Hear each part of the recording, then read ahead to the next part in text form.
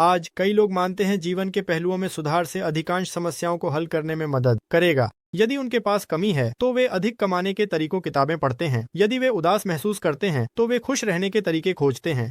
यह फिट रहने के लिए व्यायाम करने या यहाँ तक कि अपने संबंधों में सुधार करने के प्रयासों को शामिल कर सकता है। आत्मविकास अपने आप पर काम करने के समान है। हम अपने जीवन के विभिन्न क्षेत्रों जैसे काम, संबंध, शारीरिक और मानसिक स्वास्थ्य में सुधार करने की कोशिश करते हैं, लेकिन यह समझना महत्वपूर्ण है कि यह हमेशा सफलता की ओर नहीं ले जाता। कभी कभी लोग अपने आप पर काम करना शुरू करते हैं लेकिन यह नहीं समझते कि इसका परिणाम क्या होना चाहिए। यदि वे अपने प्रयासों के परिणाम नहीं देखते हैं तो वे और भी बुरा महसूस कर सकते हैं। यदि हम बेहतर बनने के लिए कोशिश करते हैं तो हम सफलता पाएंगे। इंटरनेट पर उन कहानियों की भरमार है कि कैसे लोग आत्म सुधार के बाद सफल हुए, लेकिन हर ऐसी कहानी के पीछे कई असफलताएं होती हैं। लोग बेहतर बनने पर बुरा महसूस करते हैं क्योंकि वे जिस सफलता की उम्मीद करते हैं वह नहीं मिलती। इससे उन्हें असमर्थता और निराशा की भावना हो सकती है।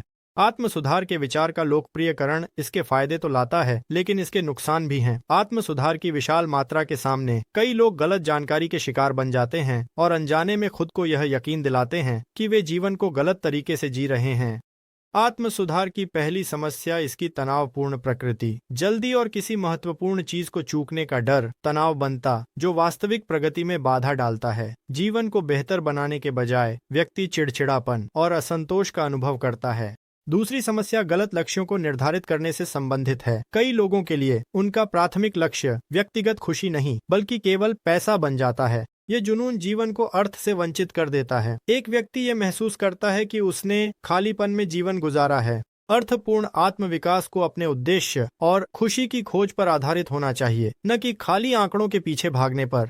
गलत लक्ष्य निर्धारण गंभीर समस्याओं बन सकता है। जीवन को टालने शामिल है जिससे कई लोग पीड़ित होते हैं। वे अपने लक्ष्यों और कार्यों को टालते हैं, बेहतर समय की प्रतीक्षा करते हैं, अवसरों को खो देते हैं और बस जीवन को निष्क्रिय जीते हैं।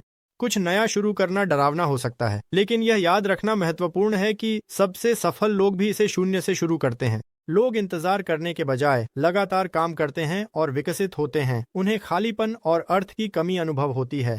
केवल प्रगति पर ध्यान केंद्रित करने से वे खुशी और जीवन के अर्थ को खो देते हैं। नए लक्ष्यों और धन की खोज असली संतोष की ओर नहीं ले जाती बल्कि असली जीवन से केवल हटा देती है। महसूस करते हैं कि वे कई क्षणों को खो चुके हैं और अपनी जिंदगी को ऑटो पायलट पर जीते हैं। साधारण खुशियों को देखें। स्वस्थ आत्मविकास समस्याओं और कमियों को स्वीकार करने से शुरू होता है।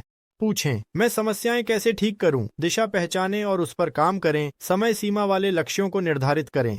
प्रयोग करें, अपनी भावनाओं पर ध्यान दें और वह चुनें जो संतोष और अर्थ लाता है। एक बार जब आप पहचान लें कि आप अपने आप में क्या सुधार करना चाहते हैं और यह आपके लिए क्यों महत्वपूर्ण है, तो अभी कार्रवाई करना शुरू करें। सही क्षण की प्रतीक्षा न करें। छोटे कदम आगे बढ़ाएंगे। धीरे धीरे अपने लक्ष्यों से संबंधित नए आदतों और क्रियाओं को अपनी दिनचर्या में शामिल करें। असफलता से मत डरो। आपको गलतियों से सीखने में मदद करेगा और जीवन अनुभव देगा जो किताबों और वीडियो से नहीं मिलेगा।